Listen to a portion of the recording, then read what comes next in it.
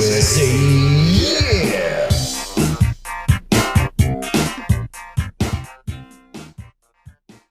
This is Car Bros Podcast episode 52. The Big 5-2. Big 5-2. We have a special guest calling in today. Yeah. We have our first guest. It's Coyne. It's me. All right. So, I'm going to give you the full story now as to why this is so fucked up. Let's just say this is the second time doing this because it just fucked up once. Yeah. So let me sell you on the future, basically, is that we're thinking of transitioning the podcast into live stream only.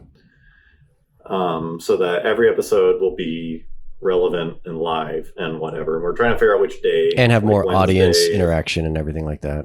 Yeah, like the live streams are fun. And so we're like hoping to do more of those, basically. That's the goal. Right now, we're like in this weird super alpha test. Pretty much. Kind of thing. We've been trying to set this up for like the past 3 hours. We just recorded like 10 minutes of a podcast and it fucked up. And so we had to start completely over. And so we were right on the brink of like, let's just not do this. It was like, no, we haven't done a podcast in so long that we should just do it. So this is what you get. Our apologies for it being so janky. Yeah. But the way that we do podcasts currently, and let me explain why this is so much better, is that I live 3 hours away from these jokers. And so once a month, about once a month, sometimes twice a month, I will drive down. I'll do a day trip. So I drive 3 hours in the morning, show up, and we record like 2, 3, 4 podcasts in a day. We try to ideally get like the entire month's podcast done, including the Patreon only one, in a row. So it's like 3 to 4 hours of like straight car talk. And then I drive back. So it's 6 hours on the road, 4 hours of podcasting. And I don't know if it's 30 minutes of Popeyes. Yeah, 30 minutes of Popeyes. I don't know if it's completely clear to the audience, but it seems clear to us that like certain podcasts will just be like crazy low energy and like tired and like kind of forcing it. End of the day. And it's because we've done like 3 before that and we're trying to like show up with all this enthusiasm. And we're running out of topics because we're like, we have to like build up all these topics. So it just makes it like, we're stuffed. It just makes it tough. It makes it tough to do. And so this would not only make it easier on us, but the topics I feel like would be better because they're more relevant and like we have more energy and they'd be live. The list goes on. The only downside is, I guess there isn't a downside. Once we get the hardware figured out, ideally this should like sound as good as it did before. So that's the game plan. This is just, we're not there yet. This is not a representative product. No, This is not, But we wanted to not give you nothing. So that's what's going on. That's long so here we are. and the short of it, Yeah. I am in my roommate's bedroom. It's the suite. It's dormitory. Barry Bonds posted behind me. Shout Apparently out to Barry he's Bonds. 12. Anyways. So here we are. Okay, so the other thing we wanted to update was the Monterey video. That's coming along. There's just a shit ton of footage to get through. Yep. We recorded events from like multiple cameras. Yeah, we have a pretty good idea of the overall kind of flow and narrative of it. It's just piecing everything together. Yeah. It's not, I wouldn't say that it's hard work. It's just very different work than what we've done before. It's very tedious. Yeah, but there's just the amount of footage is just, it's up there. Yeah, but that's coming along. Yeah, but we can tell the stuff that we do have that is going to be shown is going to be pretty sweet. So yeah, it's pretty solid. The story is great. So I think September. Still realistic to get that out. So that's the goal. We're plugging away on that. The other thing that did for me is I think that whole experience kind of proved the viability of kickstarting projects for us, because we want to do things that are like that, where they're kind of more grand and they need some sort of funding and, like that kind of thing. And so to me, it's like, I look at that like, I mean, it was a huge success. We ended up doing something that was extremely funny to us. Right. But like, what is just far beyond anything we would have done without that funding and support. And so that was pretty encouraging to me, because there's a bunch of other stuff like that we want to do.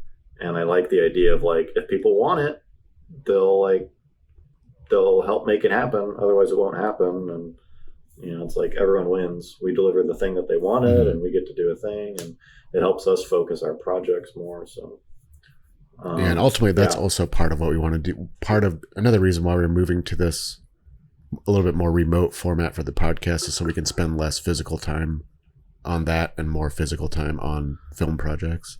Yeah, basically it'd be like, when we do decide to get together, we can focus on videos.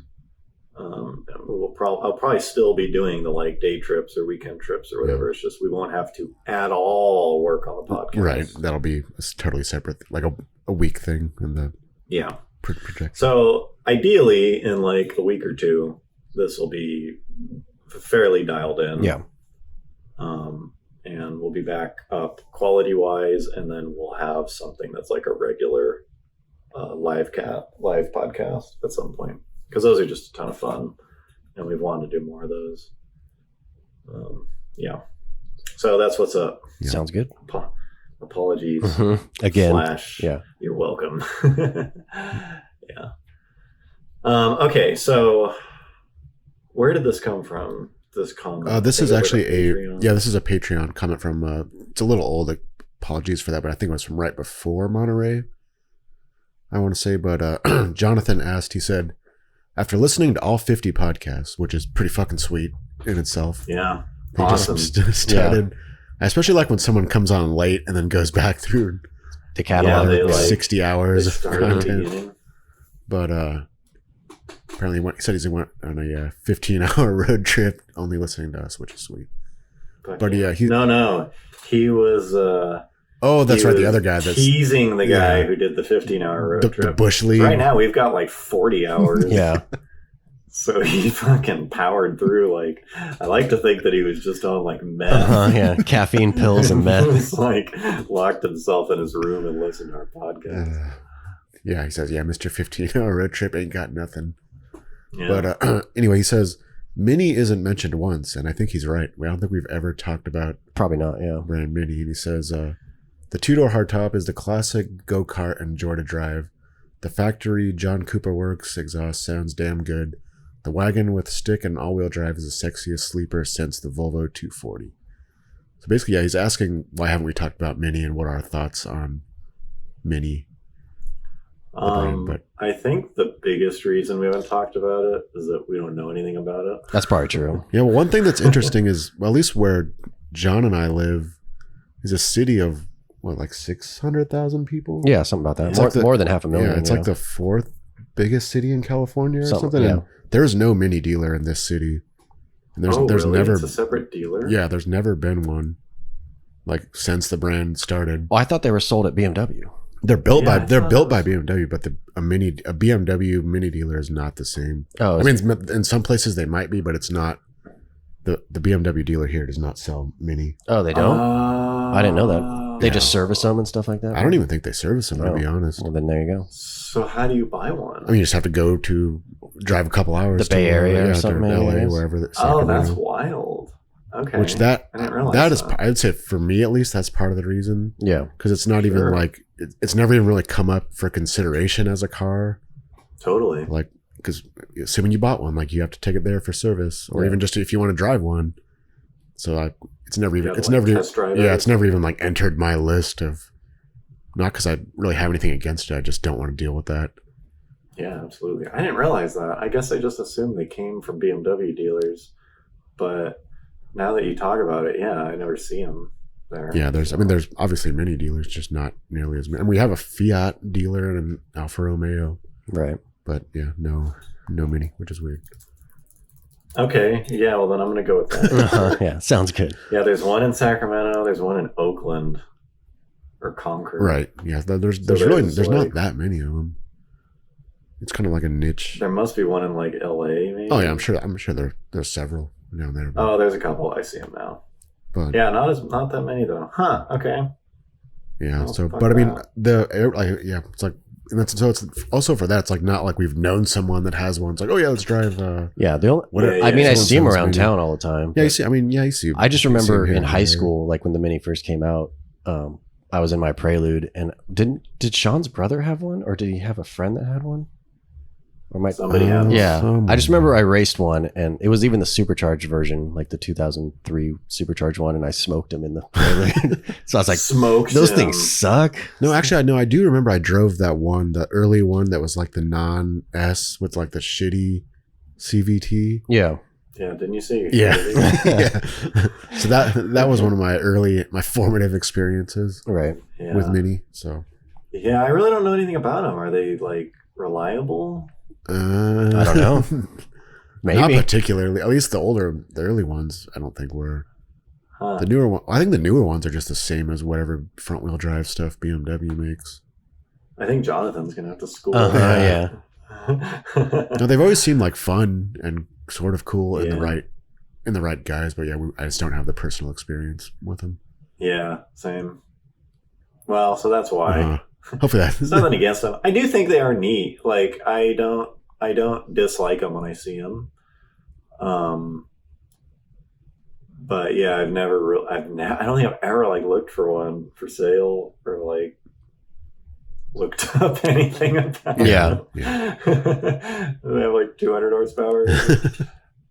Yeah, I am surprised though. Like when he wrote that, I was like, oh yeah, and like maybe it is in other places, but I'm kind of surprised that brand didn't blow up a bit with like youth kind of like or subculture kind of things. Yeah, I think that's They kind of what they don't, wanted to be. I mean, it's probably just because Yeah. aren't they pretty expensive? They get pretty expensive Yeah. quick. I know, like I'm sure their base prices are cheap, but it's just like a BMW. They fucking Right. skyrocket.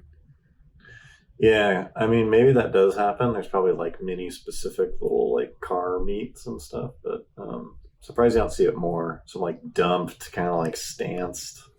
There's one around. Minis There's one or around something. my neighborhood that I see. It's like an orange one. It's lowered with some wheels and stuff like that. I mean, it's not like Yeah. dumped, but it's And the other thing is the brand hasn't really seen. I mean, it's evolved. It's Yeah. like grown. You know, there's new products, but it hasn't seemed to like gotten cooler. It's like it hasn't really done anything special since it came out. It's Yeah, not. they haven't like there- been there's- super relevant. Yeah, well, there's never been. Oh, have you seen the new Mini? Right, Or yeah. whatever. It's Yeah. like, okay, here's another like kind of mini shaped yeah. vehicle that's a little bit more. It's like they just made their cars Yeah. more practical. Yeah, no- you either like the flavor they have or you don't. It's not like have you seen that new like rear wheel drive mini sports car? It's like no, that's not Yeah, what they that'd do. be sweet. Uh-huh. That'd be awesome. It's like an M2 with a mini badge, like You round haven't seen that headlights. mini with like a V8 in Uh-huh. it? Like some like tiny V8 or something. That'd be fucking Oh, sweet. A rear drive, like 3-liter V8 mini. Uh-huh. I'd drive that. Yeah. Well, I think we just fixed that brand. Yeah. Fucking done. That was what was wrong with them. Okay, so speaking of things we do talk Yeah. too much about, We had a heated discussion. is that where this came from? Just that like text? Yeah, when was that? discussion? Like 2 weeks ago, something like that. Probably. I don't remember how it started. Do you? We should have like looked this back You up. were just like new Supra, man, it's sweet or something. I think I had.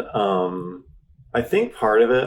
BMW did this thing where I think they do it across the country, but it's called the like M Town tour, and yeah, M Town. Sounds like a boy band. Uh-huh. M Town came into Sacramento. Just sounds like and an I saw abbreviation them. of Motown. Isn't that it sounds like a K-pop. Uh-huh. Yeah, M Town. I got Who's your autographed. favorite member of M-Town? So anyways, M Town came through and they sent me an email. I think because like one time I got like an oil change at the dealership and it's like, oh, you have an M5, and so it's like they send me a bunch of like M specific stuff as if I'm like A big shot. wealthy enough to care about the new stuff. And so this thing is like invite only, and it was a couple months out, and you sign up for a time slot for a car. You pick a car, and then you pick a time slot. And I've done some stuff like this before where it's like, show up and they like rent it out a parking lot and you can do like a little 30-second autocross course or like something. Like it's not uncommon for manufacturers to have like public plays with the new car day. And so I was like, like I'll sign up. And then we'll see what it is. And so I signed up to drive a new M5 competition and an M2 competition. And so the day came, and I was like waffling back and forth because I was like, I don't want to drive like a half hour to this like lame thing. I was like, fuck it, I'm just going to go. And it actually turned out to be, I mean, honestly, one of the better kind of like those experiences that I've had. Not that I've had a ton, but it was like, oh, what's your name? Okay, here's your badge, and here's your car. Welcome to M10. Yeah, they just put you in a car and they pre-program a GPS loop. It was about a 3 or 4 mile loop, and you just go. There's no one in the car. You just drive as hard as your car. Yeah, it's kind of weird because it's like, I don't know, you might get a ticket. Like, yeah, it's not a controlled environment. Right. They just let you go out onto the street. It's basically a test drive, but without anyone in the car. And so I drove the M2 and the M5, and they're both sweet. I mean, they're about what you'd expect. They're awesome. They're really fast. I wonder what happens if you go off route. Like if you just start venturing off. Like if they track. I don't think they track it. No. Like, what are they gonna do? Yeah. Get mad at you? Or something? Just fucking road trip that thing. Just leave. Blast Palm Springs. Yeah. Yeah, totally. So anyways, I drove an M2, which I had not driven before, and I liked it a lot. But I really liked the transmission. It has a dual clutch, and I think the Supra doesn't. I think the Supra's a ZF. Yeah. But I was like, shit, man, I don't really know if I'd want this with a stick. Like, as much as I would have thought I would want it, like, that auto is pretty good. It's pretty amazing. And my big criticism of the Supra was that it didn't have a stick. Yeah. And those cars are like essentially the same formula. Like literally. And so I was like, shit, maybe I do like the Supra. And so it kind of like reignited my Supra interest. Passion. Other than the fake vents, yeah, which is still embarrassing. But I started looking at the Supra more and I was like, fuck man, I'm kind of feeling the Supra. And I think I said something like the new Supra basically makes old Supras look dumb. Yeah, I'm like I think it's gonna like cripple the value of the Mark IV. I don't know about that. I don't think it's gonna affect the value of them, but it's such a better car. I mean, it's a modern car, and you know the generation gap is huge just because the Mark IV hasn't been made for over 10 years. Like 20. Yeah, and so we were texting, and like that kind of set off a little. Yeah, it was a little argument bomb through text. A little triggered. Because like I started thinking about it. I was like, fuck, like. Well, I was saying like usually what does the old one do? Yeah, I was saying like usually when there's like a car is whatever reborn, that it usually makes the value of the originals like go up, if anything. Like you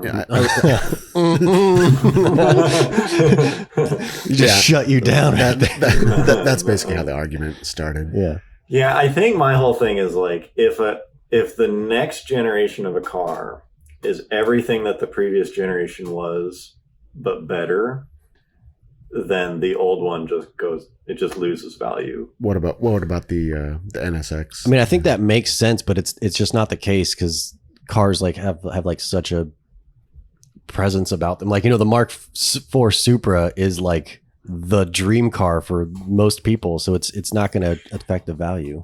Yeah, I suspect they're not going to scratch that itch by buying like the new. Yeah, I think they would. I mean, here's the thing. What'd you say? NSX? Yeah, the new NSX is nothing like the old one, but it's better. I mean, like technically, it's better.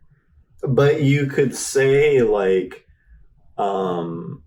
oh, the old one's like tiny, the styling is like retro, it's manual transmission, it's naturally aspirated, like it drives in just like a much different way. It's kind of like that old Honda feel. Like it's different. It'd be like C5 Corvette to C6. That's a good example where it's like, unless you just love the way a C5 looks, there's not really anything it does better than a C6. It's an identical formula, just made better. But the engine's better, the interior's better. But there was no break in production for the Corvettes. Like, the C5 was made, and the next year the C6 came out. Whereas in the NSX and the Supra, there's like this huge gap. And it's not like the C6 was like built by Alfa Romeo or something. Yeah. Yeah. See, but it does all the things that the previous one did. It'd be like if there was no C6 and then the C7 came out. Like C7 pushed C5 even further. There's a generational gap there. It's like it's the same formula. I mean, it's identical formula. You have sound logic. It's not the case. I mean, it makes sense. It's like, when a new piece of hardware comes out. But I think it's because people don't buy a car like that because it's the best. Right. That's why I think they went up in value originally, because there was a long period of time after they had come out. I guess it wasn't that long, 2001 to 98. Isn't that when they ended production? Yeah, something like that. At least here, yeah. Where it was just like, meh, like Supra. It was a cool car, but it was kind of like in the mix. But it was also a different car when it was the whatever Mark IV was a different car than the new one. Like its place in the market was quite a bit different than the new one. Yeah, it was. I just think they got so kind of infamous because there was nothing after them. It was just like, it's still there's nothing like that. Yeah. Yeah. Like there's just nothing. You can't get something else. And now that they made a new one, it's like, what does the old one do that's better? Like nothing, but it's nothing. It still has that nostalgia though. But no old cars are better than a new one in most cases. They do things, but they do things that new ones don't do. It's like the old M3. It's like, it's fucking ultra analog, super light. I would say like people having a Toyota motor and a stick and all the bullshit that comes with those cars that's like the only fucking selling point of those things.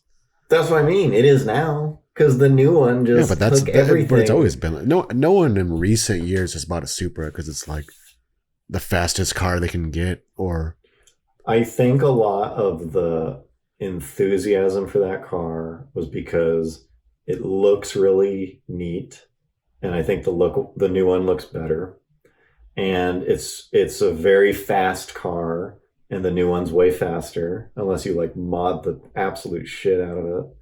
I think it's going to take a lot of the wind out of the sails, not for the like kind of dedicated Toyota enthusiasts, but for a lot of the kind of fanboys that built up the wave of enthusiasm. But I mean, I feel like if you're a fanboy of the old Supra, you're especially adept to like hating the new one.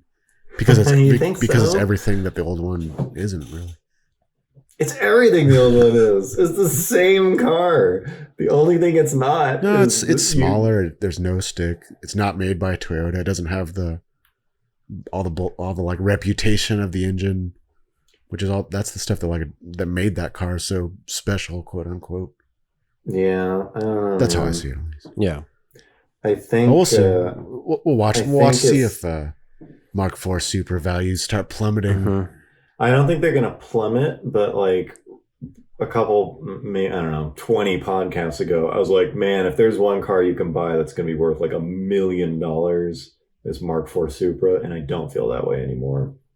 I think it kind of like, I think it affected it in kind of a bummer of a way for everyone who was like hailing that thing as the best car ever. Right. Because the new one, man, just fucking kills that thing. Makes it look dumb.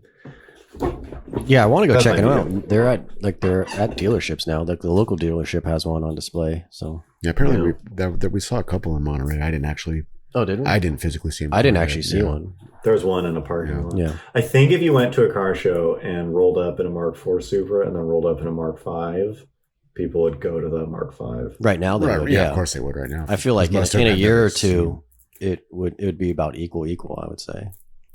We'll have to see. Yeah, we'll have to We'll fucking see. write down episode 52. We'll settle this seen. debate. Come back. Yeah, we'll settle it. Because they're only going to make that car cooler. Like, they're only going to Yeah. improve that thing. Yeah. And I think, like, there's just not going to be a lot of reasons to like the old one. Other than, like, no, it's like BMW. You know, it's all these, like, reasons that don't really matter. Right. Like, it's not a Toyota. It's Well, like, they don't matter in like the strict sense, but they matter in the like collector car sense. I think they've just been amplified, if anything. Yeah. No way. No way. Once see. Fast 9 or 10 has a Mark V Supra in it, then they'll be about equal. History's or time will settle this. Yeah. Yeah. Anyways. No. Okay. Listeners so, can chime in what they think. Yeah, let us know what you think. I mean, at first I was like, oh, this is so dumb. It's a BMW, like all the standard stuff. And now that it's kind of coming out and the reviews are generally like very positive, Yeah. it's like a super competent car and they're fast as fuck. Like the motor is dynoing like Yeah, it's very listed underrated, crank right? horsepower to the wheel. Yeah, it's like the thing's just gonna murder an old one. Unless it has like whatever 600 horsepower or something, but there's already people putting on bigger getting turbos and 600 stuff. I mean, out of it. there's a shitload of cars that'll murder a stock Mark IV Supra. Yeah, but they're not called Supra. it's like basically the new Supra visually looks like what someone would have wanted the Mark IV to look like. Maybe, yeah. I think so. Because the Mark IV Supra, the other thing is, they're not that great stock. That's why you can't find them stock. Like, they're mediocre stock. The tuner bug. Everyone fucking, everyone, that's like the tuner bug car. And so it's like, you clearly can't say like, well, but like stock, it drives like amazing. And like, it sounds weak. It's like 300 horsepower or something. It's like, you have to mod that car to try to compete with a new one.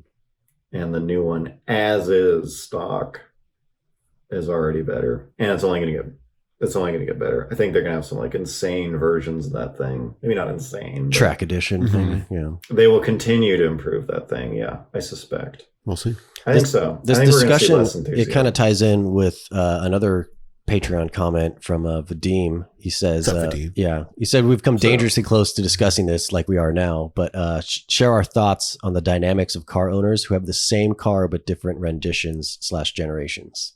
Like respect your elders and vice versa. Well, the respect your elders thing, anytime I see that, if you don't know what that is, it's like people will have the older model of a car. Yeah. And when I say older, I mean like Cheaper. 2 to 15 years range. Like there's no set range. I've seen people put respect your elder stickers on like one generation old things. Like E46. Yeah, like a 20, Yeah, like 14 but, Civic like, Si or something. Yeah. Yeah, it's like usually it just feels like they just didn't have the money for a new one. Right.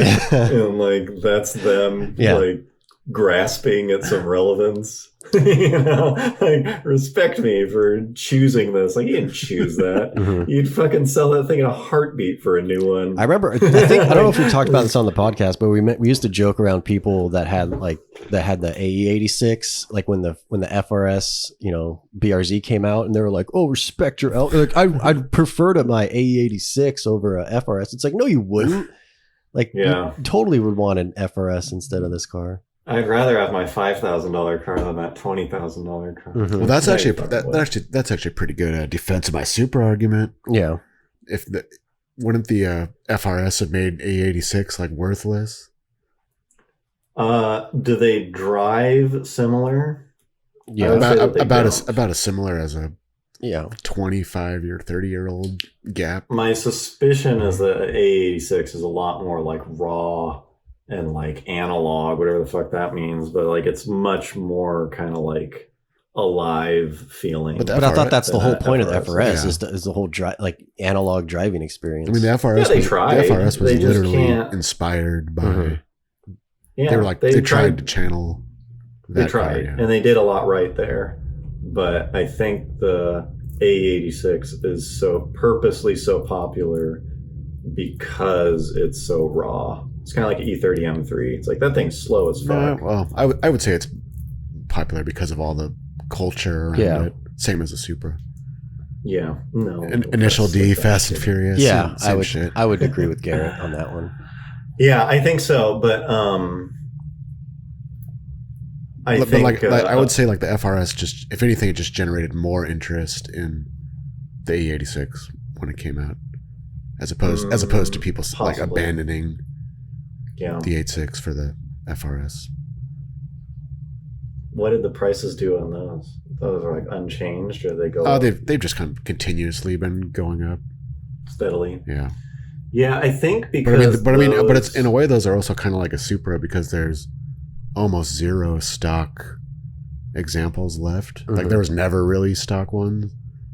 Yeah, but I think those, like, part of the draw of those was kind of this like underdog, kind of like you're just sort of like the poor kid. I mean, wasn't the initial D storyline this like fucking tofu driver or something? You know, it's kind of like you're trying to identify with that, where it's like I just care about I'm like, you know, it's kind of like quirky kid who's into cars or whatever.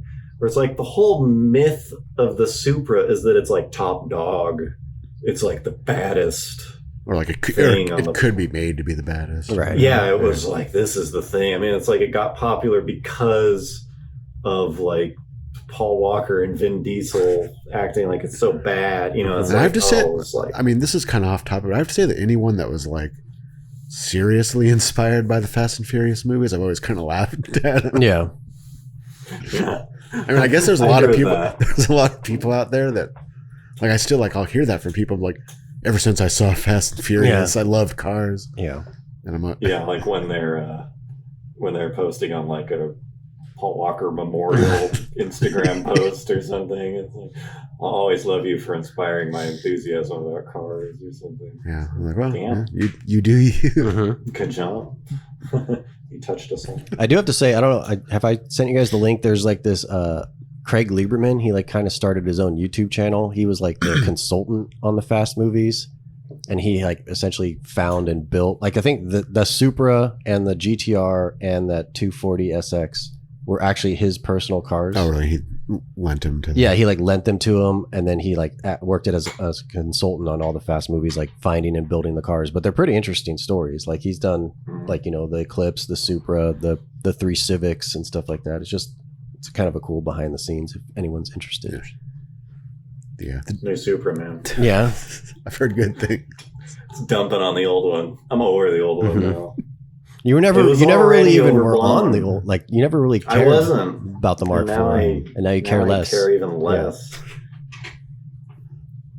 I think why I want it to go down in value is because you secretly want one really bad. Yeah, I was like, I never wanted one, and I never like respected the hype. You never respected the elders. Yeah, I never respected the elders, and now that there's something that's better, it's like like suck it. Mm-hmm. You know, all these people who thought it was like gonna forever go down as like the baddest fucking car.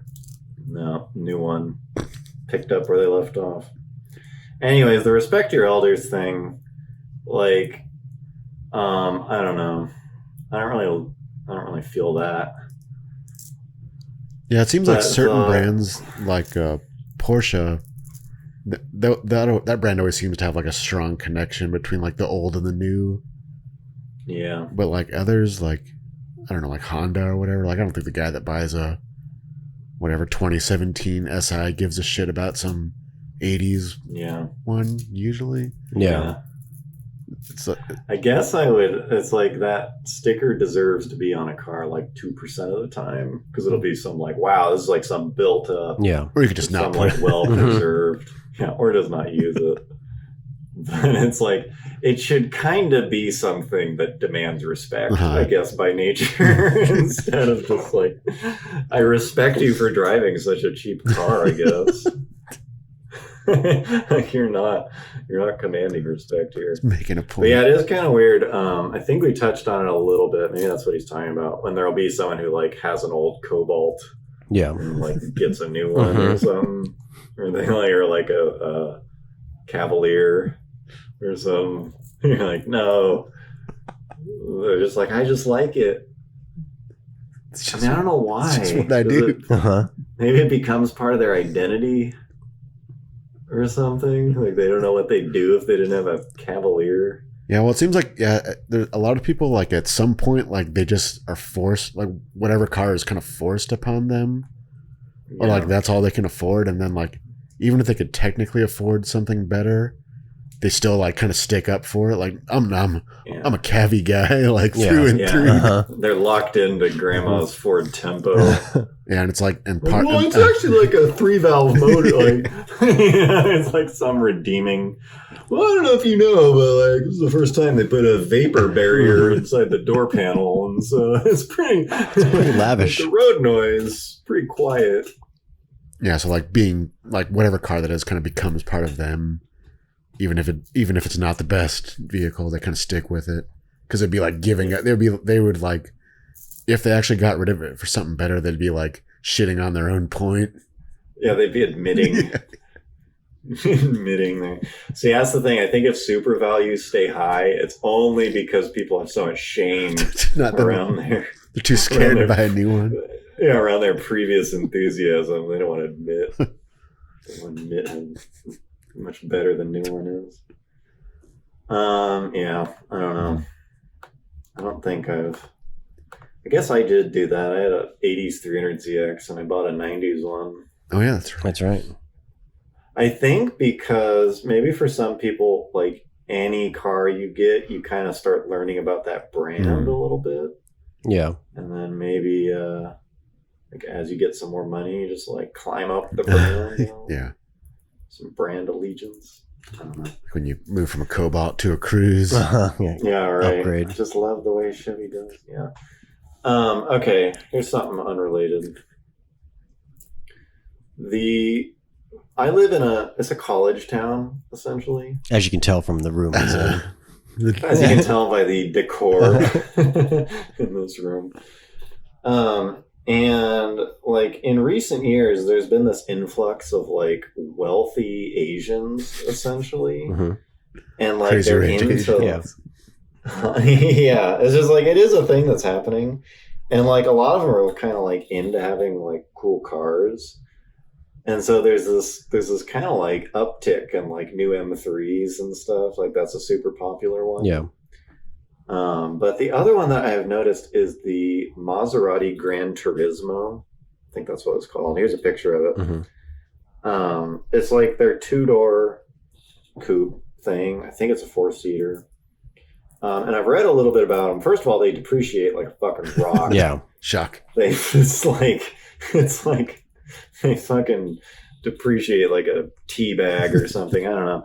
And so like you can find these things like pretty cheap. Like they're still I think they're in their original generation. That's different than the Quattroporte, whatever. That was like, that's the one that looks kind of dumb, right? The old one. That's the 4-door one. They still make a Quattro?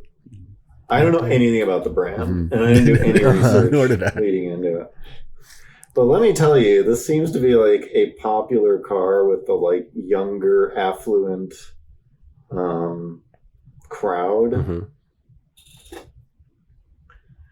And I kind of like them. It's kind of doing something for me. Kind of growing on you. They're reliable. Yeah. They sound pretty damn cool. Yeah. And so, like, I started looking Those on... have Ferrari motors, right? Yeah, I think so. I don't know. Some kind of, like, 4.7 something. Yeah. Anyways, like most things, I start by looking on CarMax. It's just like, what Go can to the I, source. what can I, like, quickly and easily, like, find one of these things for? And they're pretty cheap. You can find them like high 30s for these things. Yeah. And they're like over 100. What year is that? Like 2014? It's like 2015, 2014. Yeah. Supposedly they're reliable. But the other thing I was thinking about CarMax is you can fucking get a warranty at CarMax for like $3,000 on any car. Yeah. It's crazy on any car. And so there is this super seductive way to live your life, your automotive life, where you're buying shit every few years through CarMax, specifically potentially unreliable high performance Letting cars. them bear the risk. Yeah. And then you buy the warranty and you just drive the fuck out of that thing. And then like trade it in. Like you can get like V10 M5s and like V12 Benzes and stuff. Like you know how baller that would be? And it's like you're gonna lose some money, like but they've already depreciated a lot. Yeah. Yeah, they already lost the bulk of their depreciation. I could probably trade my Type R straight across. Yeah. Yeah, you get a Type R, you could get like a Mercedes like S63 long wheelbase with like 40,000 miles and fucking roll the dice with that max care, bro, like $3,500. You blow a coil pack on that thing, it's gonna pay for itself.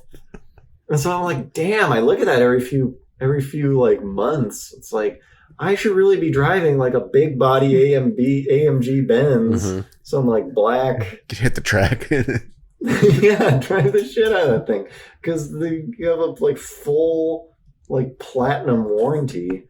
So I don't know. It is definitely there. I've heard people say this before. It's not a new thought, but like I'm kind of shocked it doesn't get taken advantage. That's what your brother's friend does. He bought a M5. Yeah, he bought what's the F30? Is that the previous?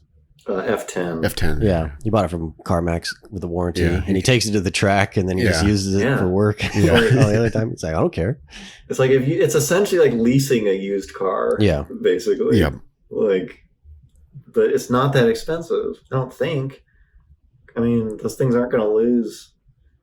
You're probably going to end up losing. I guess the only like potential problem is if it actually breaks down a lot, then you just won't get to drive it too much. Yeah, it'll just be in the shop. Yeah, that's true. Yeah. Maybe you should have two at a time. Yeah. Rotate them. If it breaks down, you just go buy a different one. And sell it Then again, back. those dealers might give you a loaner, probably, but still probably not as Yeah, cool as I wonder. Maserati. Yeah, you're in like a PT Cruiser. Yeah. Anyways, that just came up. I was like, shit. I wonder if I should just transition into that lifestyle because I could be driving a Maserati. I could look like some wealthy foreigner. I could be in that circle. Yeah. I need to break into that lifestyle. Maybe that's all they're doing. Fuck. Okay. Anyways, Damn. speaking of hyper relevant, let's we really Popeyes? fucking Popeyes. Yeah. Let me talk about one thing before we end on spoiler alert. Okay. Yeah. Popeye's chicken sandwiches. We got a little something for you. But that's the whole point of this new format. We can be like strikingly relevant Totally. with the times. Kevin Hart's back injury. Yeah. Shit. What we're lacking in hardware quality, we're making up for in Relevance. Yeah. Breaking news. Timeliness. Yeah. I fixed something on the M5. Like they do this weird thing where the seats will break in such a way where like you'll go to recline them Wait, and only can I just say one that side. the idea of like a seat breaking in a car? What? I'm pretty sure like I don't know if the seat broke. Like the upright bracket? Like I've been in a car where like someone will like punch it and the seat will literally Like just fall backwards. Yeah. Oh, whoops, The it one does thing that. you'd like to count on not breaking. Yeah. Like basically the thing that makes it a vehicle. And then they'll be like, you can sit. Oh yeah, in. that seat breaks. Yeah. Oh, I feel like it was someone's seat rails were fucked up. You know, something. And they would floor it and you'd slide all Slide the way back. back violently. Like out of the seatbelt and stuff. I was like, oh yeah, right, it does that. It's like the Should have warned you. little catch was fucked up. So anyways, like these were not broken in that way, but if you went to adjust them, they would adjust unevenly. It's called seat twist. And it's like ultra common, which is really annoying. On like generations of BMWs, like they chose not to fix this thing. And so I'm looking up how to fix it, and people are like, they'll be like, oh, this is like a 5-minute fix. Like you go out, you slice this thing with a box cutter and you like tape it together for like 5 minutes. And I'm like, Get your timer out. like, yeah, like I can do this. It's fucking like hour and a half at least, and I'm like sweaty and cut up by the end of it. It's 5-minute fix. Yeah, it's like maybe if you've done it like 10 times. What can you actually do in 5 minutes aside from like take a piss? I was gonna say, yeah. Yeah. It's like, but people do this. They do this fucking thing where they want to like. It's like, look, no one knows who you are. Like, why are you showing off to people who literally don't know who you are? Like, oh yeah, it's like a 5 minute. I like had a beer and took my time. It was 5 minutes. Uh-huh. But it's like wildly like not Realistic. You can't get to like a bolt or something. So it's like I don't know. Just the topic of people like massively downplaying the amount of time and effort that goes into a repair. Especially on a car. Acting like that gets them anything. Uh-huh. Yeah, like damn. You must be doing something wrong, bro. He can do it in 5 minutes. You know, like Billy V8 2150 is like a super cool guy. It's because all the ladies searching the forums are like, damn, this guy knows what he's doing. Yeah, it's like, so then I'm working on this thing of like cutting into my wrist because of some weird angle. I'm just like, fucking 5 minutes. I'm all mad at these people. Like, I knew it was going to take longer than that, but it's like, I don't know. People are so dumb about that. It's like, show me the guy who did this in 15 minutes. Or you could just YouTube it and you'd be like, okay, everyone. So I've had a few people ask me about. Yeah, you need like a 5-minute intro and then a 5-minute. Okay, and final. Okay, Final. so To close it out. Let's get to the good stuff. As eagle-eyed viewers have probably noticed, we regularly have Popeyes like drinks on the table when we do the podcast. Yeah. So it's one of our go-to lunch spot. Yet almost every time, actually. Pretty much every time, yeah. Yeah, because there's not one near me where I live. So like every time I come down, I'm like, You're hankering. Yeah. Yeah, and this was when did we start going there like regularly? Like I think when we started the podcast, a little more than a year ago. Yeah. Give or take. yeah, maybe. Yeah, I think it was our friend Eric who watched What's the up, Eric? podcast. What's up, Eric? Mm-hmm. He was like, Popeye is pretty good. You guys should try Popeyes. It was like, 2 hours or 2 years ago or something. And we went, we're like, this is good. Yeah. Like, this is solid.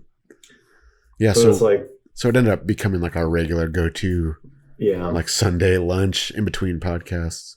Mhm. In our old way of doing podcasts, not the new high-tech way that we're doing Yeah. now. On episode 0 through 51. Yeah. Heavily backed by Popeyes. Yeah. But anyway, so like I'm sure everyone's heard like they have a new chicken sandwich It's blown up. that's been like it's sold out. It's like, Yeah. it's a real hot I commodity. haven't kept up to date if it's currently available. No, I think as of now, I think they've pretty much like kind of just taken it off their menu, Oh man. like temporarily at wow. least, Yeah. Yeah. like till they can figure out how to get bread or whatever the fuck they need to, Whatever the problem is. to Yeah. make it. Yeah. Till they can raise more chickens. Mhm. Yeah. But I remember whenever the last time the last podcast we recorded, It was right when we got back from Monterey. So it was like 2 weeks the ago. the day or the day after, and we remember we went to Popeyes Yeah. and it said like, oh, they have a chicken sandwich, and we're like, oh, maybe we should try that, and then we go to order, and then they said, oh, sorry, like we don't have. The guy was like, "Oh, do you want something to drink?" And we were like, "Yeah." And he's like, "Oh, we only have diet because they have like that multi-drink Coke machine that has like all the 50 flavors, and every soda was out except for like Diet Coke." Yeah, and then me and Coyne were fine with it. Nope, I was like, not having it. And you were like, nope. Mine was not. Deal breaker. So we went somewhere else. Yeah, went to Chipotle. We walked next door and went somewhere else, and then like later that day or something. Yeah, the news broke. Is when like the chicken sandwich like blew up, the craze. and then like since then they just haven't had them. Mm-hmm. And I've like driven by there a couple times, and I've seen just a like shitty paper sign, Sorry. just like sorry we don't have sandwiches. Right. Yeah, they're like handwrite. Yeah. No sandwich. And I remember like one time Yes. I drove there, and I think it was like 11, so it was like pretty early, like pretty close to when they opened, and I was like, oh, maybe I'll see if they have it. I was like, I kind of feel like Popeyes anyways, but the sign was there, so I was like, oh fuck, I'm just gonna get some whatever usual non-sandwich things in Some there. tendies.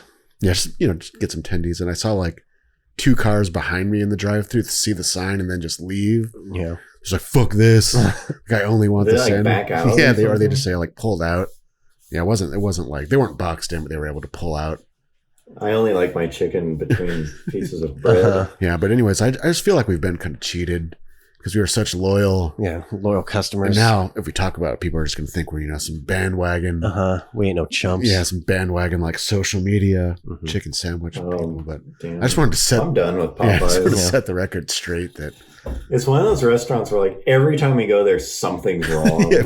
But we still like they like slightly fuck the order up, or like they're out of something, or something takes too long, or there's like a homeless person yelling inside the store, like any number of things.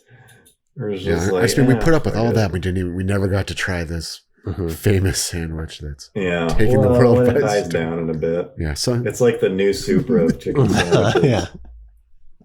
Yeah. Nobody even wants the tendies. Yeah, anymore. I just felt like they've turned their back on us. Yeah, After so much we've given them.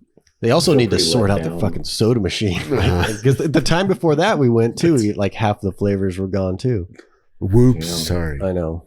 It's a hard deal being a Popeyes manager, apparently. All right, so we have just decided next week, 6:30 p.m. Pacific time on the 11th. Next Wednesday, September 11th. Next Wednesday, we're going to do our first and potentially continue it from there. Yeah. That's the idea. New format, live stream. Live stream Weekly format. live format, which will be released after the following day, I guess. That's it'll be launched Thursday in audio form, only on iTunes and regular everything like feeds, that. yeah. Yeah, so We still haven't really tested it. that's what this weekend's for. Something's going to happen. Yeah. Anyways, next Wednesday. Some changes, you'll be notified. Yeah. Yeah, 6:30 p.m. Thank you for putting up with the janky setup. Thanks for being here. Oh yeah, if you're not a patron, Do it. it's probably only patrons who've made it this far. Please sign up for Patreon. Thank you guys for listening. Thanks for your support. Thanks for being a fan. And we'll see you next Wednesday. Sounds good. 6:30 Be there. Pacific time. Don't forget. Don't forget. Bye.